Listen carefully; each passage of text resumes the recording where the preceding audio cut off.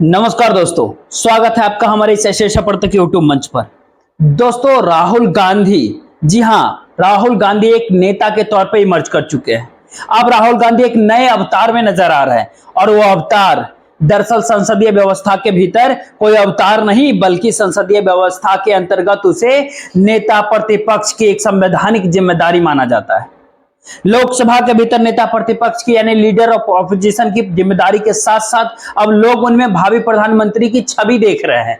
इसी लोकसभा के भीतर सरकार कब पलट जाए, गठबंधन की बैसाखियों पर टिकी हुई मौजूदा सरकार नानी फैक्टर पर यानी नायडू और नीतीश फैक्टर पर टिकी हुई मौजूदा एनडीए सरकार कब किस दिशा में चला जाए, इस बात को कोई नहीं जानता। लेकिन जिस प्रकार से जनहित के मुद्दों पर राहुल गांधी ने संसद के भीतर, पार्लियामेंट के भीतर सरकार की बखिया उधेड़ दी, सरकार की कमजोरियों को सबके सामने तार तार कर दिया है, पिछड़े दलितों, वंचित तबकों को लेकर के, छात्रों को लेकर के, नौजवानों को लेकर के, किसानों को लेकर के, गरीब तबके, महिलाओं को लेकर के, कामगारों को लेकर के, अग्निवीर को लेकर के और इन सारे मुद्दों को लेकर के जिस मजबूती के साथ देश की आम जनता के पक्ष रखने की कोशिश की है संसद के भीतर, निश्चित तौर पे सरकार इससे कहीं ना कहीं एक्सपोज होते हुए नजर आ रही और इस प्रकार से एक्सपोज हो रही कि सरकार को अब अनुराग ठाकुर का सहारा लेना पड़ रहा है। जी हां, अनुराग ठाकुर जिस तरीके से निजी हमले करते हुए दिखाई पड़ते हैं राहुल गांधी के ऊपर और जिस तरीके से अनुराग ठाकुर के बयान संसद के भीतर भारतीय जनता पार्टी के चुनावी नैरेटिव बिगाड़ते हुए नजर आती है, ठीक उसके पीछे केवल संसद पार्लियामेंट के भीतर राहुल गांधी का बयान नहीं, बल्कि देश की आम जनता का वो मैंडेट है जिस मैंडेट के तहत देश की आम आवाम के अलग अलग वर्गों ने मिलकर भारतीय जनता पार्टी से बिना किसी स्पष्ट नेतृत्व के सीधे सीधे कहे तो असूल के आधार पर, बुनियादी मुद्दों के आधार पर भारतीय जनता पार्टी काम किया और 400 पार के नारे को 2024 के लोकसभा चुनाव में 240 पे रोक करके रख दिया। वहीं राहुल गांधी के पास दरअसल 5 लोगों की एक ऐसी जमात, एक ऐसी टीम, खास करके लोकसभा चुनाव से कुछ पहले से और अब लोकसभा चुनाव के कुछ बाद की परिस्थितियों के भीतर ये 5 लोगों की ऐसी टीम खड़ी हो गई है जिन 5 लोगों ने पूरी राजनीति को ही बदल कर रख दिया है। और ये 5 लोगों की टीम, आप ध्यान रखिएगा कि आने वाले समय में टीम 5 टीम 7 में तब्दील हो सकती है। जी हाँ, ये 5 की टीम जो है 7 लोगों की टीम में बदल सकती है। और ये 5 आखिर है कौन? कैसे नरेंद्र मोदी सरकार की नींद उड़ा रहे हैं, कैसे अमित शाह की चाणक्य नीति की धज्जियां उड़ा करके रख दी 2024 के लोकसभा चुनाव में, कैसे आरएसएस की चुनावी हिंदुत्व और सोशल इंजीनियरिंग को पूरी तरह से खता कर दिया है और कैसे लाभार्थी चेतना और आटा पाटा के बीच में जिस प्रकार से क्रोनी कैपिटलिज्म और हम दो हमारे दो के पूरे मुहावरे को चरितार्थ करने वाली मौजूदा सरकार जो काम कर रही थी, उस सरकार को जमीन पर ला करके खड़ा कर दिया। जरा इन 5 लोगों को एक बार आप भी उन सारे मुद्दों को, इन लोगों को तो आप देखिए कि आखिर कैसे इन लोगों ने जमीन पर गिराने का काम किया है भारतीय जनता पार्टी को। पहला नाम स्वाभाविक सी बात है अखिलेश यादव का नाम आता है, समाजवादी पार्टी के प्रमुख। जिस तरीके से अनुराग ठाकुर के जब जाति पूछा राहुल का तो सीधे सीधे उग्र होकर के अखिलेश यादव पूछते हैं कि जाति पूछने वाले आप होते कौन हैं। जिस तरीके से अखिलेश यादव ने संसद भवन के भीतर सवाल पूछे, उसमें साफ जाहिर होता है कि इंडिया गठबंधन एक चट्टानी एकता के साथ आगे बढ़ रही है।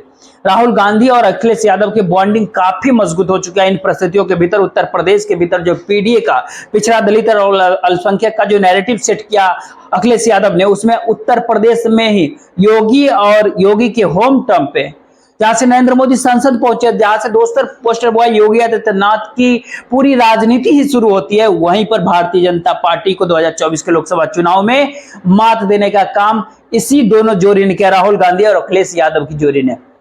और जिस प्रकार से ये जोड़ी काम कर रही है उत्तर प्रदेश के भीतर, आने वाले समय में विधानसभा का नतीजा भी कि हो सकता है कि इसके पक्ष में आ जाए। लेकिन ऐसे में सवाल केवल यहीं पर नहीं रुकता। अभी तो राहुल गांधी की टीम 5 की केवल एक सदस्य अखिलेश यादव की बात हमने किया। जी हां, अखिलेश यादव टीम 5 के दूसरे मेंबर की अगर बात करें, भले ही स्ट्रेटेजिक तरीके से, रणनीतिक तरीके से इंडिया अलायंस ने ही आपस में ही बंगाल में चुनाव लड़ा, लेकिन आपस में चुनाव लड़ने की उस रणनीति ने भारतीय जनता पार्टी को करीब 1.5 दर्जन की जगह 1 दर्जन पे सीटों पे आकर के उठा पटक दिया।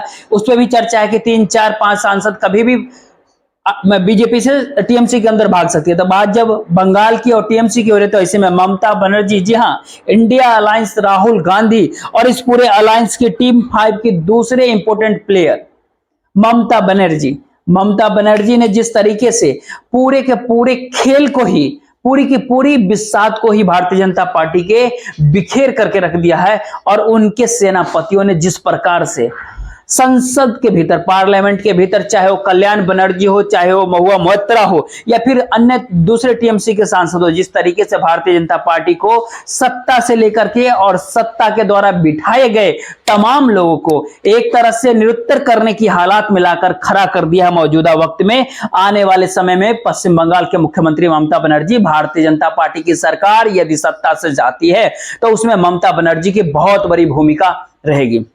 इतनी बड़ी भूमिका और अहम भूमिका जिसके बारे में कोई सोच नहीं सकता कि पश्चिम बंगाल से उठी हुई आंधी किस प्रकार से दिल्ली की सत्ता को जमींदोज कर सकती है, किस प्रकार से दिल्ली के भीतर सत्ता परिवर्तन करवा सकती है। बंगाल के भीतर भारतीय जनता पार्टी ने सत्ता कायम करने की सोची थी।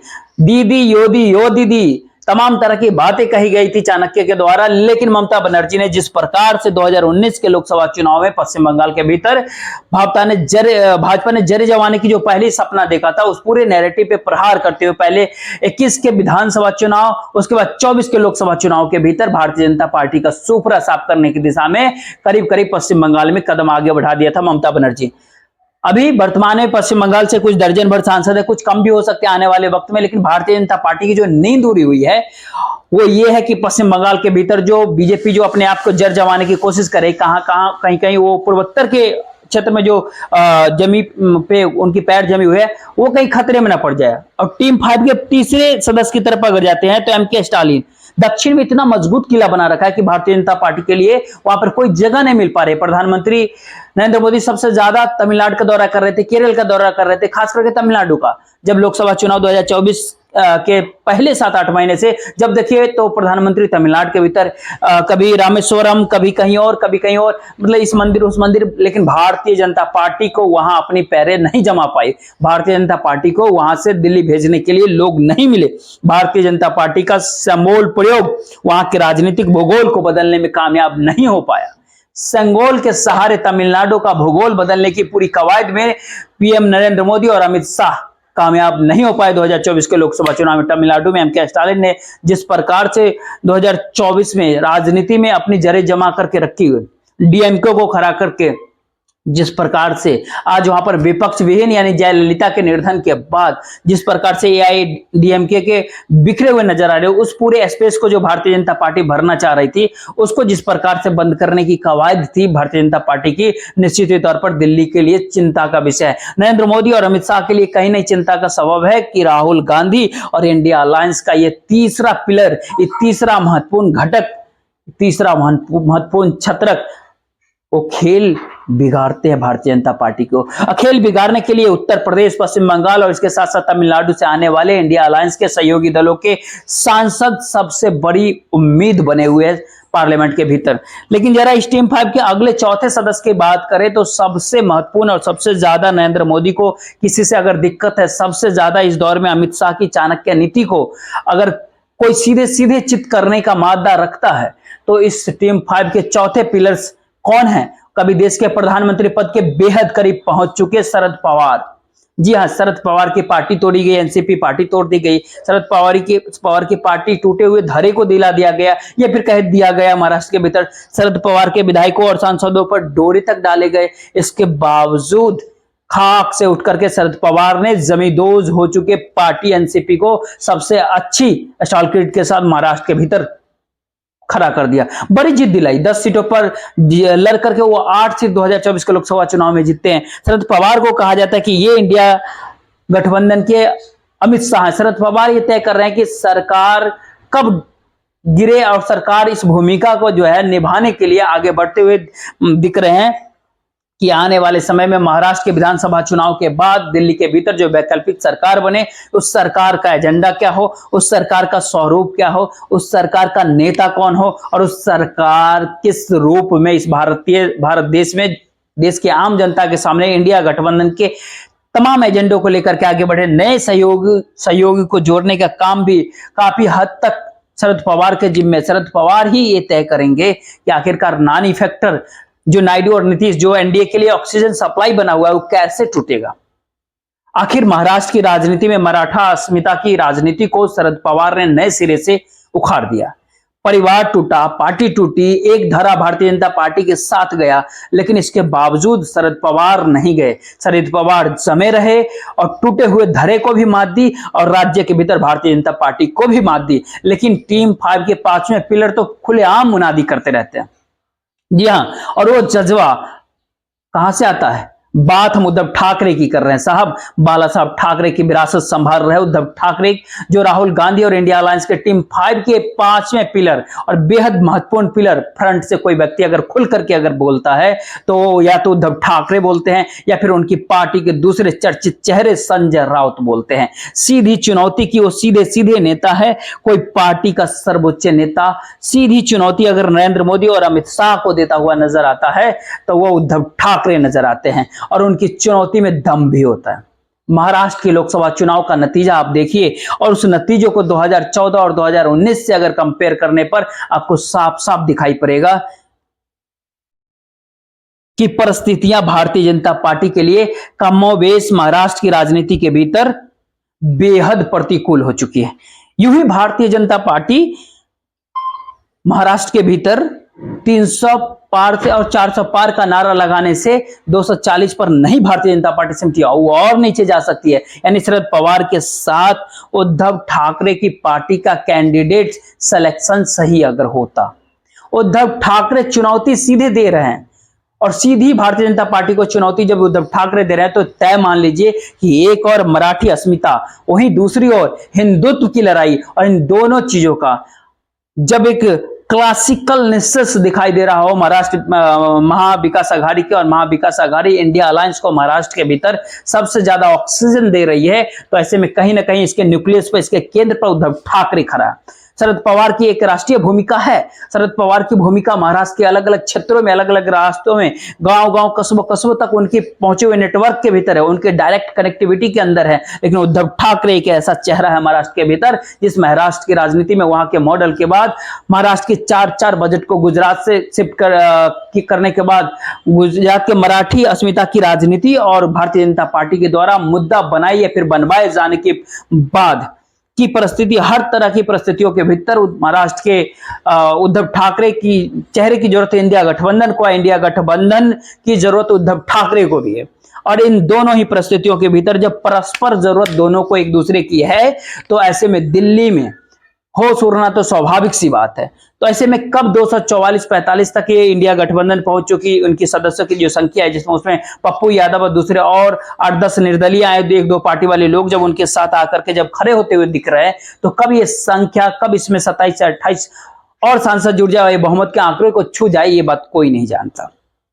ये परिस्थिति अभी बनी हुई है संसद के भीतर और ये परिस्थिति में टीम 5 बड़ी भूमिका निभा रही है संसद के भीतर। टीम 5 के पहले सदस्य अखिलेश यादव, दूसरे ममता बनर्जी, तीसरे एमके स्टालिन, चौथे शरद पवार और 5वें उद्धव ठाकरे। इन 5 लोगों ने मिलकर के भारतीय जनता पार्टी को हिला करके रख दिया। लेकिन ये टीम 5 से टीम 7 में बदल सकता है, 5 से 7 में हो सकता है। नानी फैक्टर पर शरद पवार काम कर रहे हैं। किसी से छिपा हुआ है नहीं कि नीतीश कुमार और चंद्रबाबू नायडू के साथ शरद पवार को कितने गहरे रिश्ते हैं। नीतीश कुमार और चंद्रबाबू नायडू आज यदि इंडिया गठबंधन शरद पवार को ही प्रधानमंत्री बनाने को तैयार अगर हो जाए, कल सरकार गिरा सकते हैं। इतने गहरे संबंध है नीतीश कुमार और नायडू के शरद पवार के साथ। लेकिन सवाल इस दौरे में मौजूदा वक्त में यह कि सरकार कब गिराई जाए और वैकल्पिक सरकार कब बनाई जाए, ये तय करने की जिम्मेदारी इंडिया गठबंधन की है। और खास तौर पे काफी हद तक बात करें तो जो राहुल गांधी और तमाम दूसरे अलग अलग दलों से, जिसमें आम आदमी पार्टी भी है, जिसमें हेमंत सोरेन की पार्टी भी है, जिसमें फारूक अब्दुल्ला की भी पार्टी है और तमाम अलग अलग दल के लेफ्ट फ्रंट की पार्टियां भी हैं, उन सब ने मिलकर के ये उनको तय करना है कि आखिर होना क्या। नीतीश कुमार और चंद्रबाबू नायडू भी इंडिया गठबंधन के भीतर कैसे आएंगे, इसकी पूरी भूमिका, पूरी स्क्रिप्ट जो है यही टीम 5 तैयार कर रही है। जी हां, आखिर अखिलेश यादव और चंद्रबाबू नायडू के रिश्ते भी काफी अच्छे हैं, ये हर किसी को पता है। और चंद्रबाबू नायडू और नीतीश कुमार के भी रिश्ते अच्छे हैं। अखिलेश यादव के रिश्ते या उद्धव ठाकरे के रिश्ते भी नीतीश कुमार और चंद्रबाबू नायडू के साथ बहुत अच्छे हैं। आखिर डीके शिव कुमार के रिश्ते भी चंद्रबाबू नायडू से काफी अच्छे हैं।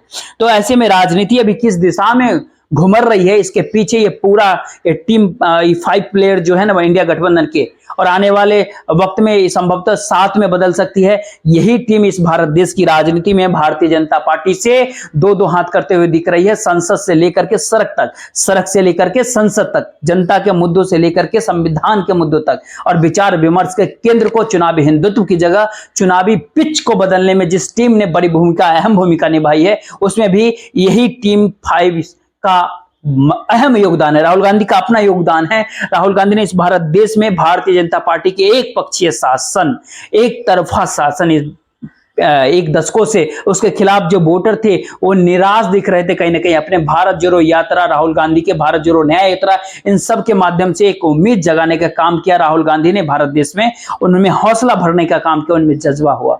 और इसके अलावा बहुत सारे दूसरे अन्य फैक्टर भी थे जिसने भारतीय जनता पार्टी को 2024 के लोकसभा चुनाव में कमजोर करने में अहम भूमिका निभाई है।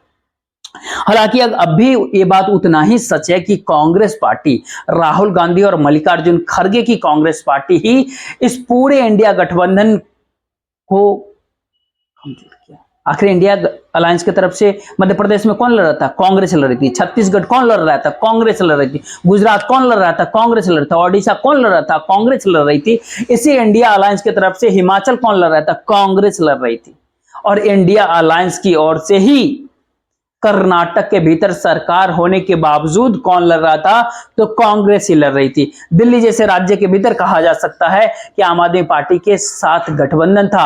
बिहार में लालू यादव के साथ गठबंधन था, आरजेडी के साथ, तेजस्वी यादव और लालू प्रसाद यादव की पार्टी के साथ। तो ऐसे में झारखंड में हेमंत सोरेन के साथ, और गठबंधन के बावजूद अपेक्षित सफलता दिल्ली, बिहार और झारखंड के भीतर नहीं मिली। बिहार में सीटें जरूर बढ़ गई, लेकिन जो बाकी राज्यों के भीतर जो निराशा हाथ लगी इंडिया गठबंधन को, जिससे कुछ सीटों की कमी रह गई, उसमें निश्चित ही तौर पर कांग्रेस पार्टी जहां पर अपने बूते ही लड़ रही थी, या फिर यूं कहे कि अधिकांश सीटें अपने बूते ही लड़ रही थी इंडिया अलायंस में होने के बावजूद, उन्हीं राज्यों के भीतर गुजरात, मध्य प्रदेश, छत्तीसगढ़, ओडिशा, हिमाचल प्रदेश, काफी हद तक कर्नाटक और काफी हद तक तेलंगाना, काफी हद तक असम और अरुणाचल प्रदेश जैसे राज्य, ये कांग्रेस पार्टी वहां पे लड़ रही थी। वो बीजेपी से दो हाथ कर रही थी। अभी भी वो काफी मजबूती के साथ इन टीम 5 जो है ना, इन राज्यों में इनको मदद राहुल गांधी को नहीं कर सकते। लेकिन इसमें अगर नीतीश कुमार शामिल होते हैं तो बिहार में कांग्रेस पार्टी की सदस्यों की संख्या जो है ना, ये बढ़ सकता है। और इसके बाद जो है सबसे पहले बात होता है कि इंडिया अलायंस को चाहे सत्ता का नेतृत्व कांग्रेस करे या फिर कोई दूसरे पार्टी की नेता करे, सरकार बनाने में सीधे सीधे मदद मिलेगी। इन सब से आगे बढ़कर के अगर देखें तो राहुल गांधी जो खुद को भारत जोड़ो यात्रा के दौरान कहते हुए घूम रहे थे पूरे देश के भीतर, मीडिया वालों को कह रहे थे कि आप राहुल गांधी को याद रखते हैं, मैं उन राहुल गांधी को कब का भूल चुका हूं। लेकिन राहुल गांधी जो खुद को भूल चुके हैं, राहुल गांधी अपने एजेंडों को अब तक नहीं भूले हैं। और वो एजेंडा चाहे प्रधानमंत्री पद इंडिया अलायंस के भीतर किसी के पास हो, एजेंडा पूरा करवाने के लिए जो भी सरकार बनेगी, इस बात से कोई इनकार नहीं कर सकता कि उस एजेंडे का क्रेडिट कम से कम इस लोकसभा के भीतर जो वैकल्पिक सरकार बनती है तो उसमें राहुल गांधी को भी उस एजेंडे की क्रेडिट जाएगा। जाति जनगणना के मुद्दे पर खुल करके संसद के भीतर बोल रहे, तमाम सारे मुद्दों पर बोल रहे, सड़क से संसद तक बोल रहे। संसद के भीतर सबसे बड़े स्टार प्रचारक के तौर पर राहुल गांधी, अखिलेश यादव यही सामने निकल करके आ रहे हैं। तो ऐसे में हालात समझा जा सकता है कि राहुल गांधी की 5 सदस्यीय टीम कैसे नरेंद्र मोदी और अमित शाह की टीम नींद हराम कर रही है, कैसे, और ये बढ़ते बढ़ते 5 से 7 की संख्या होने वाली है। महाराष्ट्र, हरियाणा और झारखंड के विधानसभा चुनाव इसी साल के अंत में है, नवंबर के महीने में संभावित है। तो देखते रहिए होता क्या इस चुनाव के बाद, राजनीति का ऊँट किस करवट बैठता है। बाकी देखते रहिए, हम एक नए वीडियो के साथ आपके साथ हाजिर होंगे। वीडियो को लाइक और चैनल को सब्सक्राइब जरूर कीजिएगा, वीडियो को ज्यादा से ज्यादा लोगों तक शेयर कीजिए। जय हिंद, जय भारत।